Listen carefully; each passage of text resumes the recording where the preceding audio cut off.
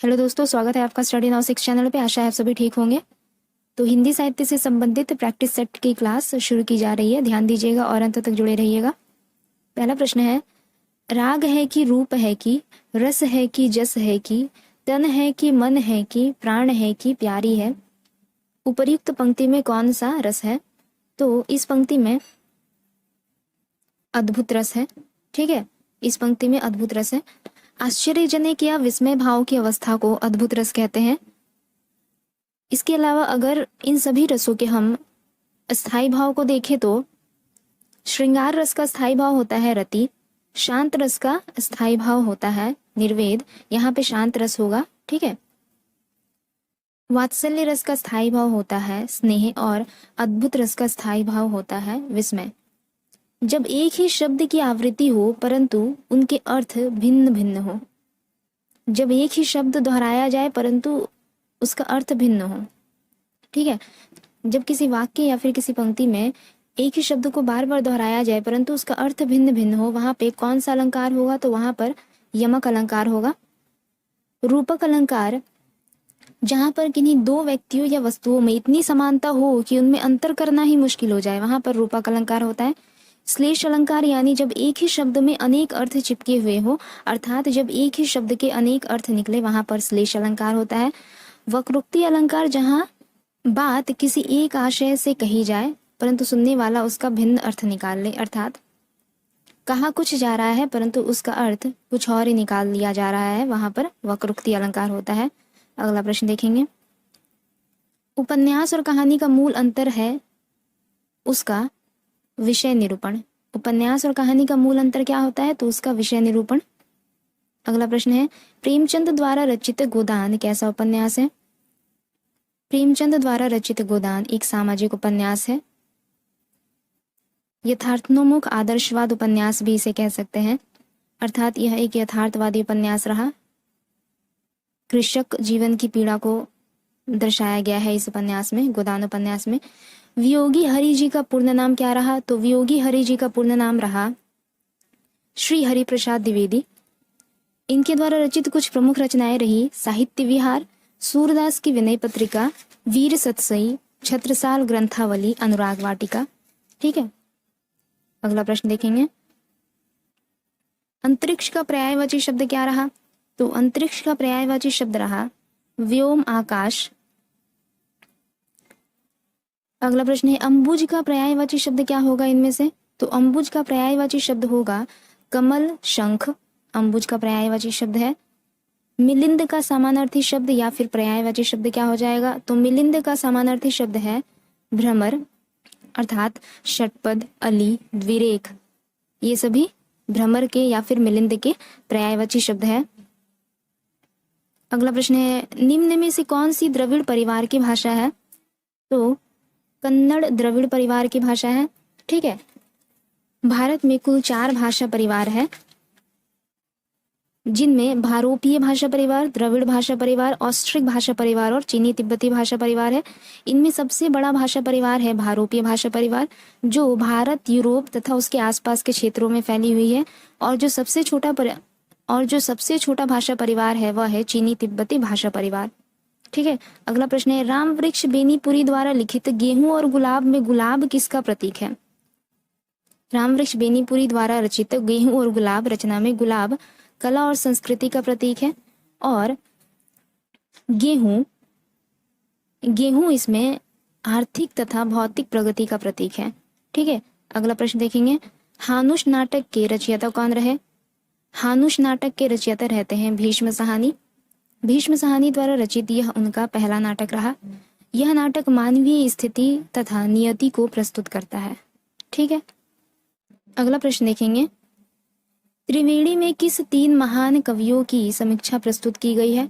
तो त्रिवेणी में जायसी, सूर, तुलसी, इन 3 महान कवियों की समीक्षा प्रस्तुत की गई है। इसके अलावा त्रिवेणी के रचयिता रहते हैं आचार्य रामचंद्र शुक्ल जी। अगला प्रश्न है, निशा निमंत्रण के रचयिता कौन रहे? तो निशा निमंत्रण के रचयिता रहते हैं हरिवंश राय बच्चन जी। मधुशाला, मधुबाला, मधुकलश इत्यादि रचनाएं हरिवंश राय बच्चन द्वारा ही रचित है। अगला प्रश्न है, चोखे चौपदे किनका ग्रंथ है? तो चोखे चौपदे के रचयिता रहते हैं अयोध्या सिंह उपाध्याय हरिऔध जी। अगला प्रश्न देखेंगे, गद्य पद्य मिश्रित काव्य को क्या कहा जाता है? तो गद्य पद्य मिश्रित काव्य को चंपू काव्य कहा जाता है।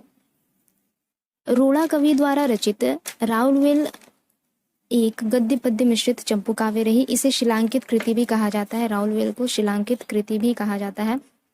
खंड काव्य उसे कहते हैं जिसमें जीवन की किसी एक घटना का विस्तार पूर्वक वर्णन किया जाता है, जैसे जानकी मंगल, सुदामा चरित इत्यादि रचनाएं। ठीक है। महाकाव्य उसे कहते हैं जिसमें किसी ऐतिहासिक या फिर पौराणिक महापुरुष के संपूर्ण जीवन का विस्तार पूर्वक वर्णन किया जाता है। यानी खंड काव्य में जीवन की किसी एक घटना का विस्तार पूर्वक वर्णन किया जाता है और महाकाव्य में संपूर्ण जीवन का वर्णन किया जाता है। मुक्तक काव्य उसे कहते हैं जिसमें काव्य के हर छंद में अलग अलग घटनाओं का वर्णन किया जाता है। मतलब एक ही काव्य के हर एक छंद में अलग अलग घटनाओं का वर्णन किया जाता है, उसे मुक्तक काव्य कहते हैं, जैसे बिहारी के दोहे, वृंद के दोहे। ठीक है। अगला प्रश्न है, प्रेमाख्यान काव्य परंपरा का मुख्य दर्शन क्या रहा? प्रेमाख्यान काव्य परंपरा का मुख्य दर्शन रहा तसव्वुफ। ठीक है। अरुण यह मधुमेह देश हमारा गीत प्रसाद की किस नाटक से संबंधित है? अरुण यह मधुमेह देश हमारा गीत प्रसाद द्वारा रचित चंद्रगुप्त नाटक से संबंधित है। इसके अलावा स्कंदगुप्त, अजातशत्रु, ध्रुव स्वामी, ये सभी नाटक जयशंकर प्रसाद की है। अगला प्रश्न देखेंगे, शुद्धाद्वैतवाद का संबंध किससे है? तो शुद्धाद्वैतवाद का संबंध वल्लभाचार्य से है। शंकराचार्य का संबंध अद्वैतवाद से है। रामानुजाचार्य का संबंध विशिष्टता द्वैतवाद से है तथा मध्वाचार्य का संबंध द्वैतवाद से है। अगला प्रश्न देखते हैं, हिंदी का प्रथम पत्र उदंत मार्तंड किस रूप में प्रकाशित होता था? हिंदी का पहला समाचार पत्र उदंत मार्तंड एक साप्ताहिक पत्रिका के रूप में प्रकाशित होता था। इसका प्रकाशन 1826 ईस्वी में कोलकाता से शुरू किया गया था। ठीक है। अगला प्रश्न देखेंगे, निराला की कविता राम की शक्ति पूजा पर किस रचना का सर्वाधिक प्रभाव है?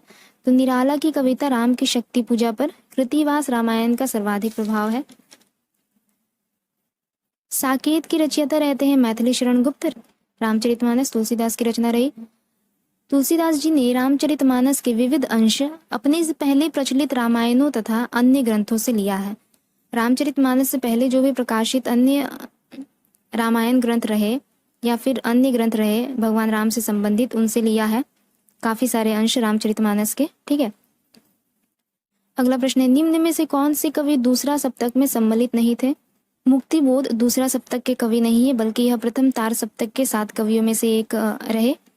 इसके अलावा शकुंतला माथुर, शमशेर बहादुर सिंह, भवानी प्रसाद मिश्र ये दूसरा सप्तक के रचनाकार रहे। तार सप्तक का प्रकाशन वर्ष रहा 1943 तथा दूसरा सप्तक का प्रकाशन वर्ष रहा 1951 ईस्वी। अगला प्रश्न है, इनमें से कौन सा काव्य ग्रंथ नहीं है? तो रसज्ञ रंजन महावीर प्रसाद द्विवेदी जी द्वारा रचित एक आलोचनात्मक ग्रंथ है। ठीक है।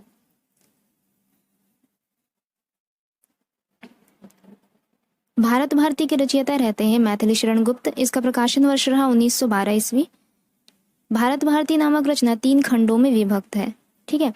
वैदेही वनवास के रचयिता रहते हैं अयोध्या सिंह उपाध्याय हरिऔध जी और इसमें कुल 18 सर्ग है तथा यह एक खंड काव्य है। खंड काव्य यानी जीवन की किसी एक घटना का विस्तार पूर्वक वर्णन किया गया है वैदेही वनवास में। पथिक रचना रामनरेश त्रिपाठी की है। इसके अलावा मिलन स्वप्न मानसी रचना भी रामनरेश त्रिपाठी द्वारा रचित है। निम्न में से किस पत्रिका के संपादक भारतेंदु हरिश्चंद्र थे? तो कवि वचन सुधा नामक पत्रिका के संपादक भारतेंदु हरिश्चंद्र रहते हैं। कवि वचन सुधा एक मासिक पत्रिका रही। सरस्वती पत्रिका के संपादक रहते हैं महावीर प्रसाद द्विवेदी जी। नागरी प्रचारणी पत्रिका नागरी प्रचारणी सभा द्वारा प्रकाशित हुई कब? 1896 ईस्वी में और यह एक त्रैमासिक पत्रिका रही। ठीक है। अगला प्रश्न है, संतन को कहा सीकरी 100 काम। संतन को कहा सीकरी 100 काम, यहाँ पे काम हो जाएगा कम नहीं। यह अभिकथन किसका है? तो यह अभिकथन अष्टछाप के कवि वल्लभाचार्य के शिष्य कुंभन दास का है। अष्टछाप की स्थापना 1565 ईस्वी में की गई थी। किनके द्वारा? तो विट्ठलनाथ जी के द्वारा। अष्टछाप में कुल 8 कवि रहते हैं, जिनमें से 4 शिष्य वल्लभाचार्य के रहते हैं और 4 शिष्य विट्ठलनाथ के। ठीक है, वल्लभाचार्य के जो 4 शिष्य के नाम है वे इस प्रकार है: सूरदास, कुंभनदास, परमानंद दास और कृष्णदास। तथा विट्ठलनाथ के चारों शिष्य के नाम है नंददास, गोविंद स्वामी, चित्त स्वामी और चतुर्भुज दास। इसके अलावा संत रैदास, मल्लुकदास, संत कबीरदास ये संत काव्यधारा से संबंधित रचनाकार रहे। अगला प्रश्न है, इनमें से कौन सा कवि अभिनव जयदेव की उपाधि से विभूषित है? तो विद्यापति अभिनव जयदेव की उपाधि से विभूषित है। इसके अलावा विद्यापति को कवि शेखर, कवि कंठधर, कवि रंजन, मैथिल कोकिल के नाम से भी जाना जाता है। और कुंभनदास, नंददास, सूरदास ये तीनों एक अष्टछाप कवि रहे, जिनमें से कुंभनदास और सूरदास वल्लभाचार्य के शिष्य रहते हैं और नंददास विट्ठलनाथ के शिष्य रहते हैं। महाकवि भूषण दरबारी कवि थे। उनके आश्रयदाता राजा का नाम क्या था? तो महाकवि भूषण एक दरबारी कवि थे। इनके आश्रयदाता राजा का नाम रहा शिवाजी और छत्रसाल, ये दोनों ही इनके आश्रयदाता रहे। तो इसका उत्तर हो जाएगा उपर्युक्त दोनों। भूषण द्वारा रचित कुछ रचनाएं जिनके बारे में पूछा जाता है वह है शिवराज भूषण, शिवा बावनी, छत्रसाल दशक। ठीक है, भूषण का प्रिय काव्य रस क्या रहा? तो वीर रस। इसके अलावा इन सभी रसों के स्थायी भाव है: करुण का स्थायी भाव है शोक, शांत रस का स्थायी भाव है निर्वेद, श्रृंगार रस का स्थायी भाव है रति और वीर रस का स्थायी भाव है उत्साह। ठीक है, लोकायतन पंत द्वारा रचित एक कैसा काव्य है? लोकायतन पंत की रचना है और यह एक महाकाव्य है। ठीक है, लोकायतन एक महाकाव्य है। अगला प्रश्न देखेंगे, पंचवटी प्रसंग काव्य के रचयिता कौन रहे? पंचवटी प्रसंग काव्य के रचयिता रहते हैं सूर्यकांत त्रिपाठी निराला जी। सूर्यकांत त्रिपाठी निराला एक छायावादी रचनाकार रहे। इन्हें विद्रोही कवि भी कहा जाता है। इसके अलावा इन्हें महाप्राण निराला भी कहा जाता है। अगला प्रश्न देखेंगे, महाकवि कालिदास किस अलंकार के लिए प्रसिद्ध रहे? तो महाकवि कालिदास उपमा अलंकार के लिए प्रसिद्ध रहे। अगला प्रश्न देखते हैं, हारे को हरिनाम शीर्षक काव्य ग्रंथ के रचयिता कौन रहते हैं? तो हारे को हरिनाम शीर्षक काव्य ग्रंथ के रचयिता रहते हैं रामधारी सिंह दिनकर जी। अगला प्रश्न है, निराला के बादल राग कविता का संबंध किससे है? तो निराला के बादल राग कविता का संबंध है प्रगतिवादी चेतना से। नागार्जुन भाव, अभाव एवं प्रादुर्भाव के कवि है। किसका कथन है यह? तो यह कथन है मैनेजर पांडे का। नागार्जुन भाव, अभाव एवं प्रादुर्भाव के कवि है। निराला की जूही की कली किसका उदाहरण है? निराला की जूही की कली एक मुक्तक छंद की रचना है। यह मुक्त छंद का उदाहरण है। सागर मुद्रा कविता किसकी है? सागर मुद्रा कविता है सच्चिदानंद हीरानंद वात्स्यायन अज्ञ द्वारा रचित। रहस्य पुरुष का बिंब मुक्तिबोध की किस कविता में है? तो रहस्य पुरुष का बिंब मुक्तिबोध की कविता अंधेरे में है। अगला प्रश्न है, धूप के धान शिलापंख चमकीले किसकी रचना है? धूप के धान तथा शिलापंख चमकीले गिरजा कुमार माथुर द्वारा रचित रचना है। आगे अपनी केवल धार किसकी कृति है? तो अपनी केवल धार अरुण कमल की कृति है। नवगीत के प्रसिद्ध उन्नायक कवि इनमें से कौन रहे? नवगीत के प्रसिद्ध उन्नायक कवि रहते हैं वीरेंद्र मिश्र। पृथ्वी कल्प किसकी रचना है? तो पृथ्वी कल्प गिरजा कुमार माथुर की रचना है।